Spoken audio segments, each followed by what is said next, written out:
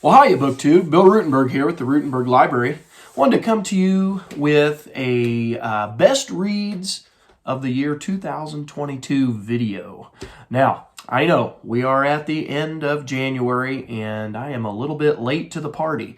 I did have all intents and purposes of doing this at the very beginning of January, and I was actually going to do 2 videos with that. But as you know, if you follow the channel, I had a 3-week break there where I didn't make any videos, and kind of threw that off, and it just got put on the I had the list all made, it got put on the back burner because of everything going on in life. And so I have now put it up to the forefront, and here we are. But instead of doing 2 videos, because I was going to do a top 10 fiction books that I read in 2022, and then a top 10 nonfiction books I read in 2022.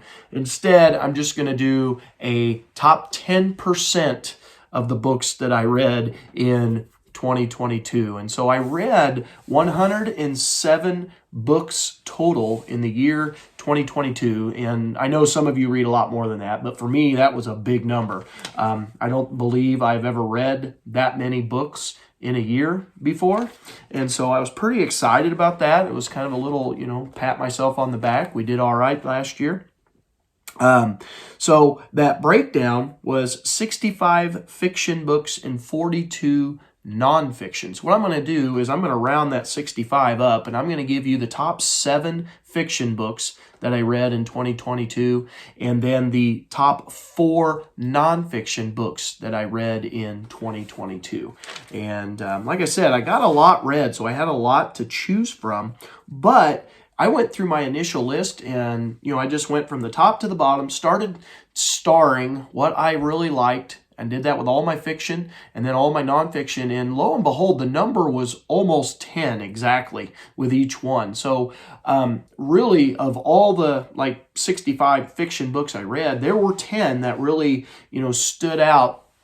10 that stood out above the rest, and then same thing with nonfiction, 10 that stood out above the rest. And I was pretty pleased with that. But now I've got to narrow it down even further to, the top 7 fiction and the top 4 nonfiction. So these are the books that I chose. These were what I would probably deem the best books that I read during the, the year 2022. And I'll try to put a picture up above of the each of the books, because I was honestly lazy and I didn't dig through my shelves or my boxes to find all of these books. But and then again, some of them may be in a box at school, so I'll put the picture up there.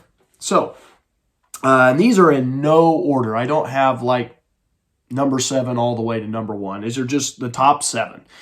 So going down my list here. So Ken Follett wrote an excellent series, the Century Trilogy series.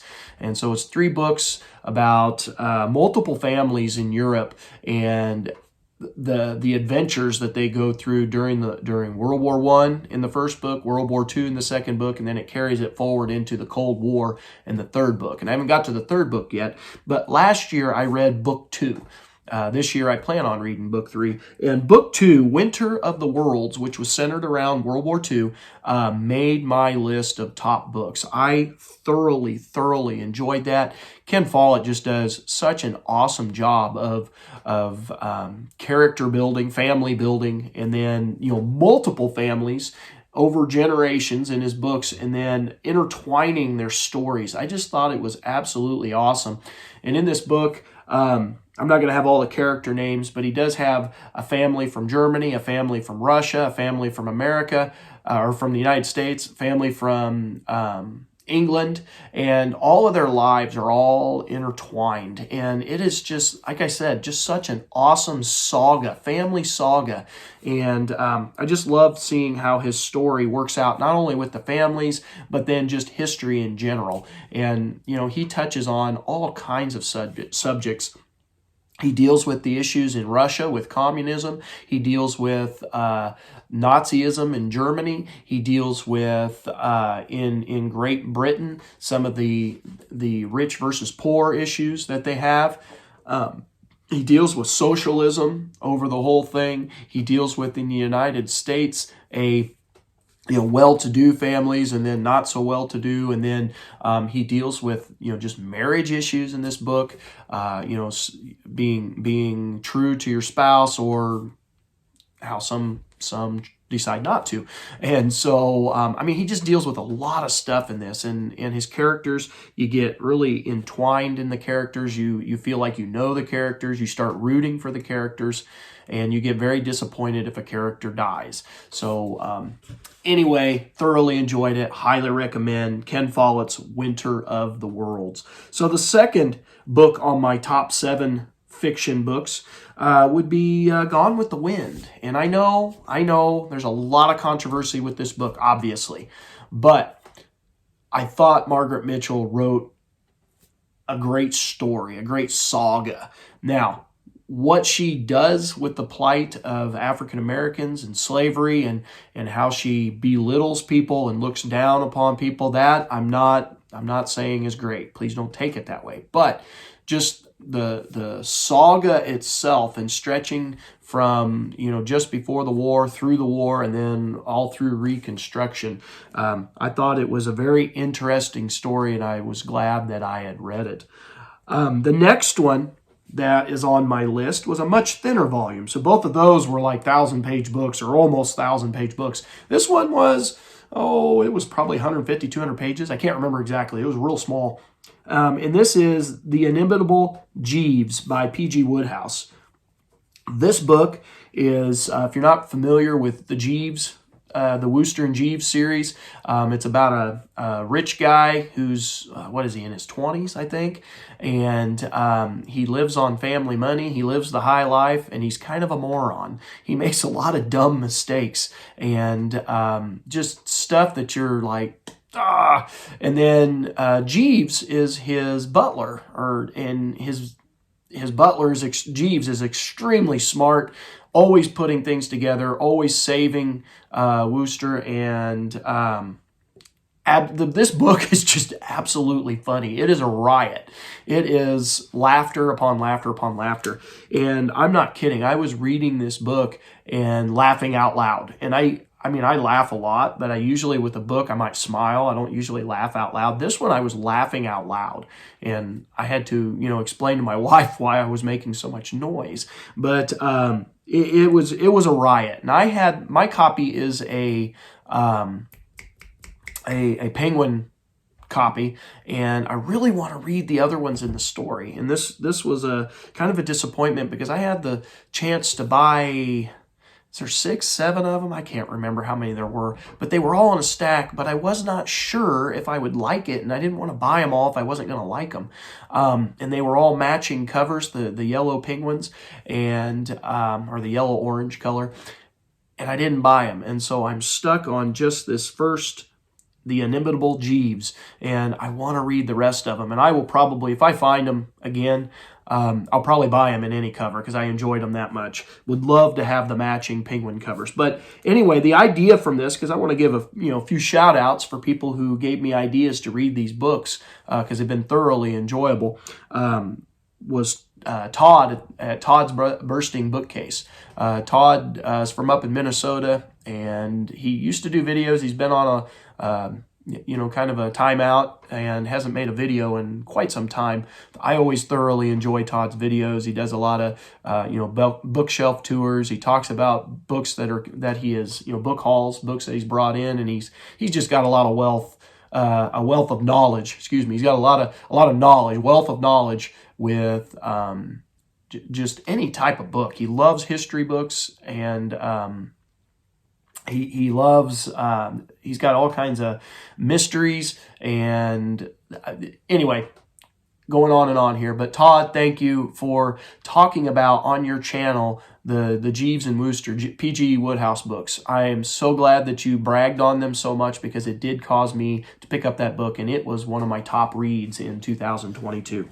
My next one, and I'm going to give my shout out right off the get-go. This was from August of Adventures, and the shout out goes out to Sean Standfast and Mark over at Book Time with Elvis, and they put together that that reading adventure, August of Adventures, where we read adventure stories, and there was a series of them, and then we were encouraged to go read more. And one of them that they were reading that I've heard, I guess I should throw a shout out to Steve Donahue on this one too, because he talked and talked and talked about Tarzan in the Edgar Rice Burroughs books. And I had never ventured into that arena with books, but because of August of Adventures, I went to one of my used bookstores that I like to go to, and they actually had, like, I bet it was the first 12, 15 of the Tarzan books, all the same series, same style, by Edgar Rice Burroughs, and they were all they were all in numerical order, and I bought the first one, and I didn't buy any other ones. Do you sense a theme here? But I finally got to Tarzan because that was one of the books for August of Adventures, and I thoroughly enjoyed it. It was such fun. Is it a story that's actually likely to happen in real life? Absolutely not. Did it have its issues? Yes. Imperialism was all through that, and it was a book of its time. Let's just put it that way. It was a book of its time, but I thoroughly enjoyed it for the adventure that it was. And like I said, I thank Sean Standfast and Mark over at Book Time with Elvis for hosting August of Adventures and inviting me along on that journey in the buddy read of Tarzan. So Tarzan, if you don't know, is about some kids who go, or not kids, some people who go down to Africa, and they end up getting killed, and the child is left behind, and he is raised by apes, and he basically becomes king of the jungle, and it just talks about his adventures along the way, and it's amazing how fast his brain works. It is very unrealistic. His ability to pick up reading without ever being taught anything about reading. That one was kind of the one that baffled me the most. But again, it's an adventure story. I'm not looking into the realism of it. So that was a big time favorite. Now, next one on my list. And this one I would never have thought that I would have read, but I would highly recommend it if you are a fan of horror or suspense. Maybe it's more suspense. I got this recommendation from Ollie at Criminale. He was talking about some books that you would have never thought of, basically. Books that were turned into movies that you may never think of. And he mentioned Psycho by Robert Bloch. And I read that book, and it pretty much goes right with the movie. It gives a little bit more detail on his background, on the main character's background, and of course, if you're not familiar with the story, Psycho's the story of the Bates Hotel, and the Bates family owns that hotel, and it's a guy who's been browbeaten and abused in his past by his mother, and just situations in there. In his mind, he kind of goes off track, and a young lady who is running away from a bank theft, and she stays at the Bates Hotel. It's off the beaten path. It's off the main highway, where the Bates Hotel is. When they built the new highway, they went out and around it, and so not very many people go to the Bates Hotel anymore. And she goes there because she took a wrong turn, and she's ended up murdered. As most of you have seen the movie Psycho with that with the knife, it's that same story. And anyway, it's a suspenseful book, and it gets into the psychology of a killer, and then just the police and the detective trying to track down where this girl went and who did the crime and all that kind of stuff. Good book. Didn't know if I'd like it. That was a total surprise, and glad I read it.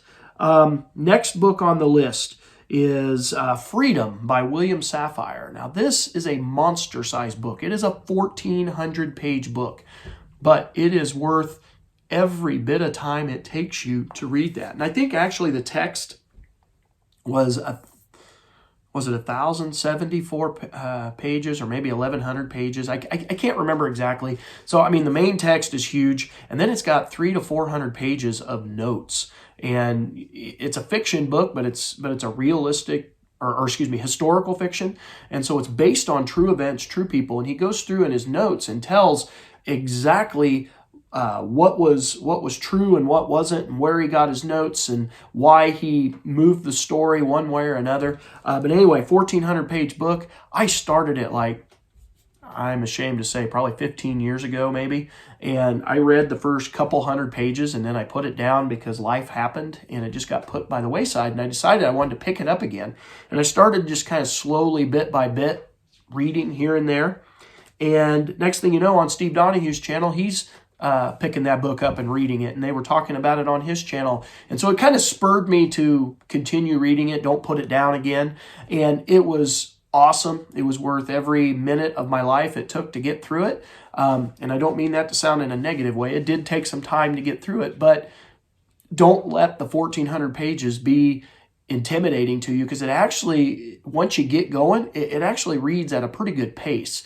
And it's got lots of breaks in the reading. So if you get to going, maybe you put it on your nightstand and you get to going, maybe you read 10 pages and you're tired, you can put it down because there's probably a break in the reading. Or if you want to read a longer chunk, you can do that. But anyway, it was all about, I guess I should tell you what the book was about. The book was about Abraham Lincoln in the Civil War and the fight to end slavery. And it was absolutely great. Thoroughly enjoyed it. Highly recommend it.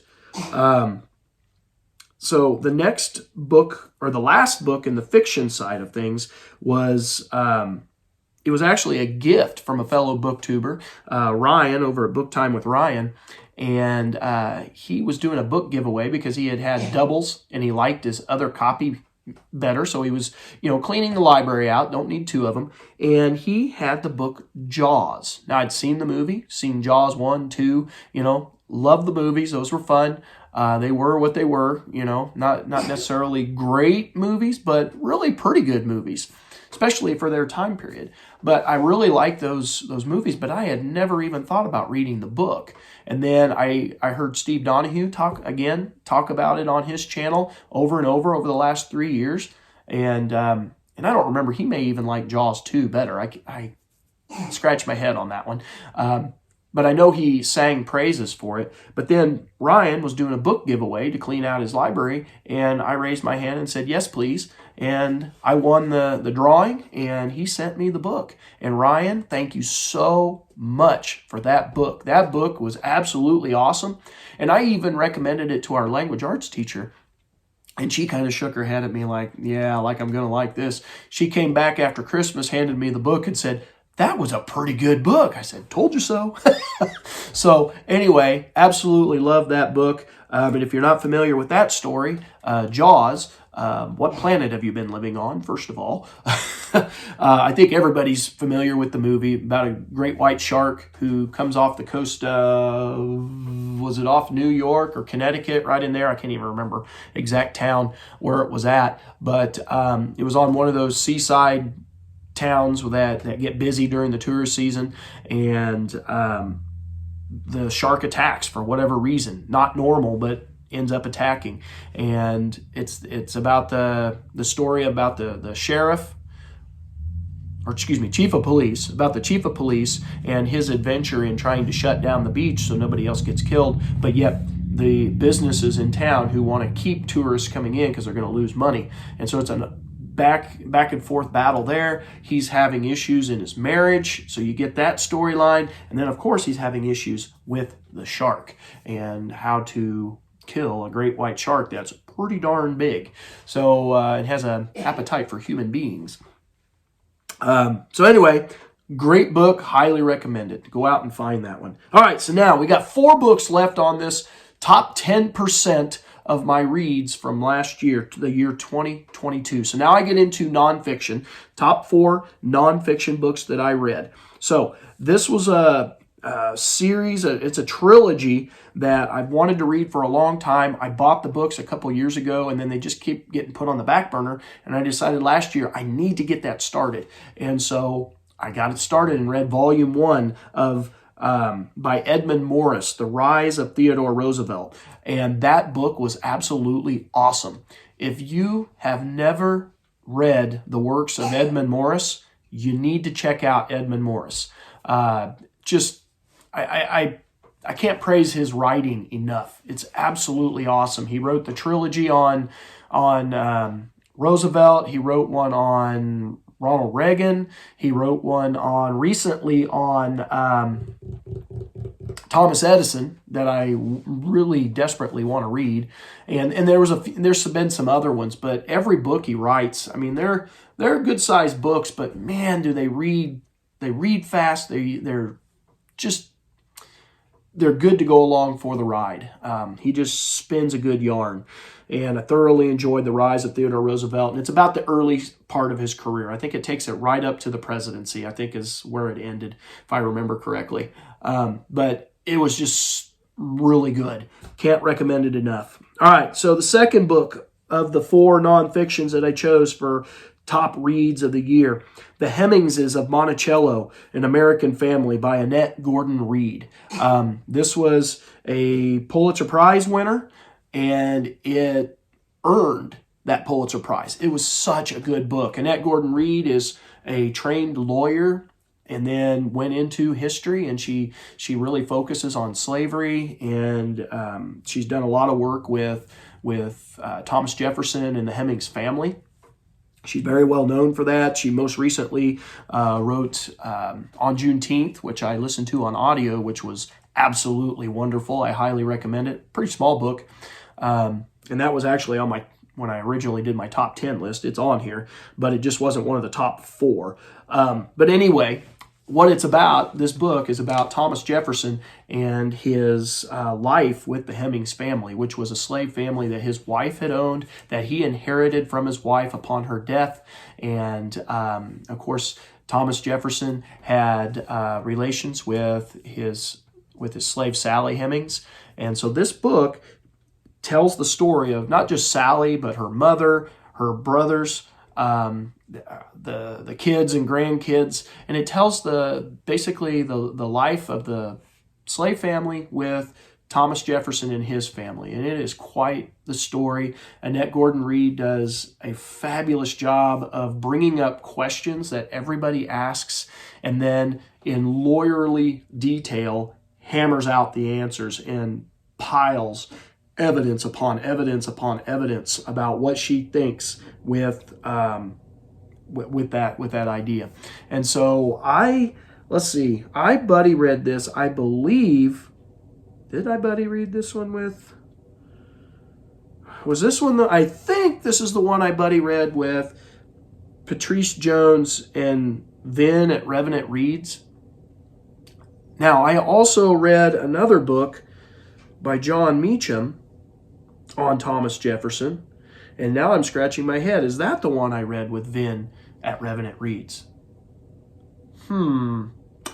Anyway, I'm going to move on because now I cannot remember, feeling a little embarrassed. I did a lot of buddy reads last year, and I tend to get all the books all switched around. But anyway, I thought it was a wonderful story. I thought Annette Gordon Reed did a heck of a job, piling on evidence and proving her point and making you scratch your head on a few things.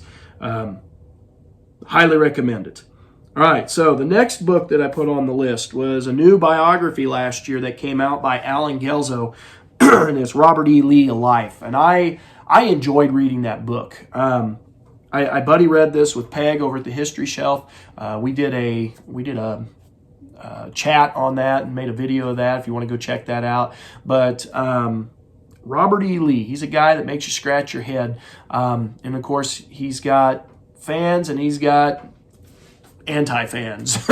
But I thought Guelzo, who really is a strong unionist in the, when he studies the Civil War, he's a Lincoln historian, a Civil War historian, very strong unionist. I thought he did a pretty good job of making a concerted effort of trying to stay even keel and look at the guy's life. And there's probably some things that you could argue that should have been hammered a little bit more. I know there's people out on BookTube who believe that, and I tend to agree with them. But in trying to make a concise biography, obviously some things got cut out. And for better or for worse, I did like the style of the book. I thought he did a pretty good job of putting together the life of Robert E. Lee. I had never read a book on Robert E. Lee. I tend to read more of the Union stuff because I am a Union man, and but I did enjoy learning about Robert E. Lee, and Alan Guelzo did a great job of talking about the effects of Robert E. Lee and his relationship with his father, or lack thereof, if you even want to say that, and his father's issues with money and gambling away stuff, and with bad business ventures and stuff like that. And he kind of left the Lee family destitute there for a while and gave them kind of a bad reputation. And Lee, in this book, Alan Guelzo talks about how Lee spent his whole life trying to build back up that reputation and trying to get sure footing for the family and their ownings. I thought it was a pretty good job in the biography. It did a pretty good look at his life. And then the last one that my number 4 book for top 10%. I read 42 books. Yeah, 42 nonfiction books. So I picked the top 4 of what I read last year. And the last one on this list, I am going to put in Grant by Ron Chernow. And that was a big old chunky monkey of a book, but I really enjoyed that book. I like Ron Chernow's writing.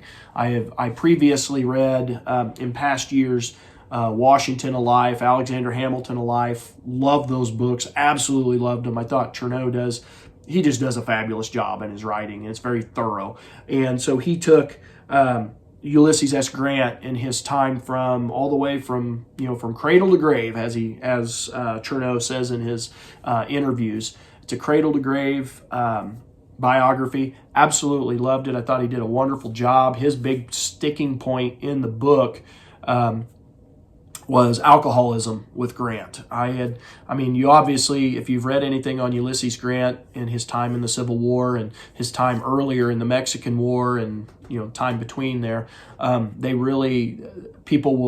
it's usually brief. They'll say, had alcoholism, drinking problems, got him in trouble, gets out of the army, and then as he gets back into the Civil War, every once in a while you hear, well, the drinking creeped up. And it's usually done for a short amount of time in other works, where Chernow uses alcoholism as a theme that runs through the whole book, and how alcoholism really affected the life of Ulysses Grant. And so I buddy read this with my friend Brian at his channel, Brian MR. Runs an excellent channel, by the way. Go check them out. Any of these booktubers that I've mentioned, go check out their channels. Give them some love. Subscribe. Watch their videos. But Brian and I had a thorough discussion on Voxer going on this book, and I think we both liked it. I probably liked it. I think maybe I liked it a little bit more than he did. But yeah, it was just a good book, good thick biography. If you like a big meaty biography, and then if you are not familiar with Ron Chernow's writing, his writing style, his writing flows very well. It reads fast, and I always like that in a book because I'm a slow reader to begin with, and so I need a fast-paced book if possible. And I struggle if it's slow-paced, but this was fast-paced. So anyway, BookTube, I have rambled on long enough. Almost a half hour of your time has been taken. I hope you have enjoyed this, and maybe you would take these. These are my top 10%, my top 11 books that I read. I'm kind of doing this as an endorsement or as a recommendation for you to go check those out. Go check out those books. I enjoyed the reads. They were good reads for me this last year. So thank you for watching. Thank you if you've made it this long. I've said that a couple times in the last couple videos, and I know some of you have pointed out I made it. So thank you to everybody that is making it this far in the video. I hope everyone's having a great weekend. Go get some reading done, right? Go get some reading done. The month is almost over. Try to finish out the month on a strong note and finish up any works that you're in. So thank you for watching, and until next time, BookTube, happy reading.